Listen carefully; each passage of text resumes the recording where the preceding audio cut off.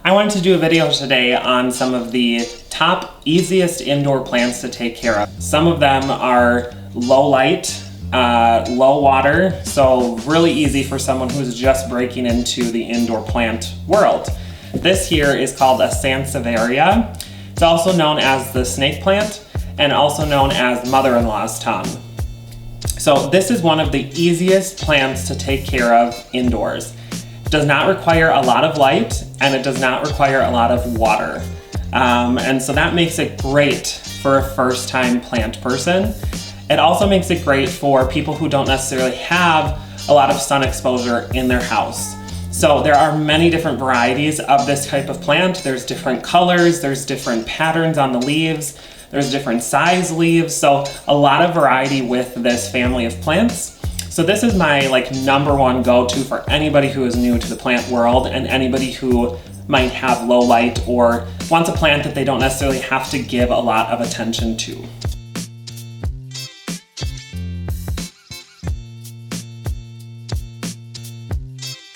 This is the Zizi Plant, is the kind of nickname for it. I butcher the real names of these plants, so I'm not even going to attempt to say them. I will put them on the screen if I can remember to do that, but I'm going to give you a lot of the common names as what they're called. So this is the Zizi plant. It's also known as a plant of steel, and it's given that name because one, it does not require a lot of water. In fact, it does not like a lot of water. And two, it does not require a lot of light. I always suggest this one. It's great for offices that don't get a lot of natural light. It's great for apartments or condos, places that don't really have a lot of windows. Great for bathrooms.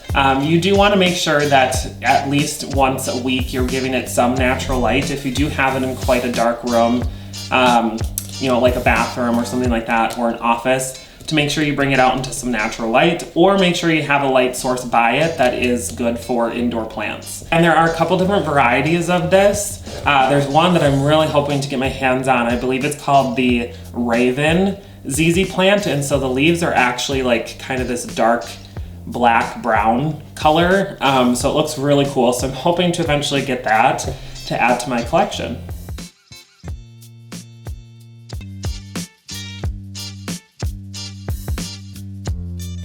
Another great plant for beginners, well, honestly, all of these are great plants for beginners, so I should just stop saying that. But so this plant here is called a peace lily. So a lot of people are familiar with these. They're a very common plant to see in plant stores, grocery stores, florist stores. And there's a reason for that, because these are super easy to take care of.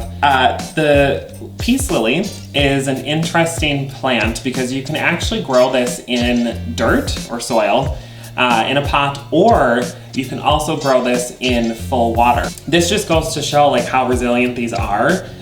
It's literally sitting in water 24/7. So all I have to do is just make sure it gets enough light. This is a low light plant, so indirect light is totally fine. All right, the next plant is a spider plant. Now, I will be the first to admit that I always found spider plants to be something that was dated, and I've really come to love the spider plant. These are, again, a very low maintenance plant. They just need some indirect light. Not a ton of it. They will scorch if you do have them in direct sunlight. So the spider plant actually gives off these shoots, and they grow these little baby sprouts on them. You can actually cut these off and propagate them. So you could basically have multiple plants out of one plant. You can plant them within the same pot and you'll just get a plant that keeps getting bigger and bigger and bigger.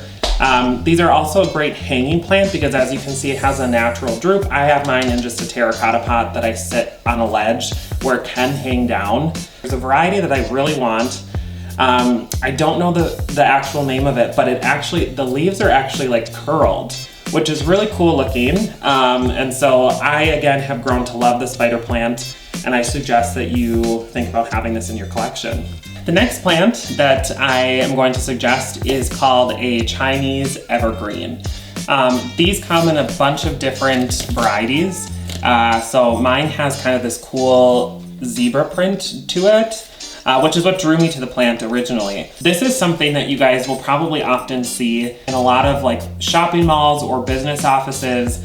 A lot of the indoor plants that they use in those displays are actually Chinese evergreens because they don't require a lot of maintenance or light. So a great plant to have in your collection. The next plant is a philodendron. So philodendrons come in several different varieties. This one is the Philodendron Brazil. What I love about this plant is it has a mix of dark green foliage and light green. In fact, there are some that are striped. They kind of have a variegation down the center like that leaf there. So it makes a really interesting display of color. All right, so the last plant on my list is the Pothos variety. So Pothos comes in a lot of different shades.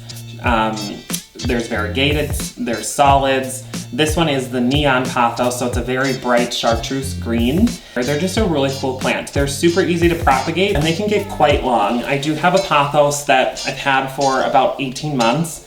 And the growth on it has just been insane. It started out kind of small and bushy, but it has, I wanna say it's gotta be at least, a 6 to 7 foot vine. All right, so there you have it. That is my list of plants that I suggest for anybody who is just breaking into the indoor plant world or is just looking for plants that are super easy to take care of to bring a little bit of green and interest into your home. If you like this video, make sure you give it a like. Please leave me a comment below on what your favorite plant was out of this collection, and don't forget to subscribe to my channel. Thank you for watching.